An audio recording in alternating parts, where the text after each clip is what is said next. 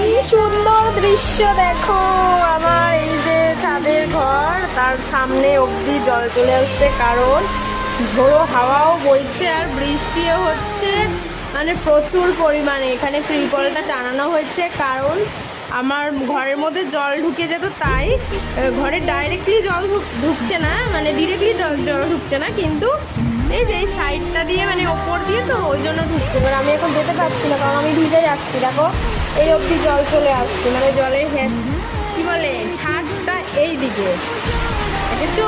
হয়ে বাস দেখো। ও দাঁড়াও যাই তোমাদের জন্য, দারুণ দারুণ, এই যে একজন, দারুণ দারুণ দারুণ দারুণ, এরে ভাই দারুণ দারুণ, এই দেখো। ও শুভ সুন্দর বৃষ্টি হইতাছে।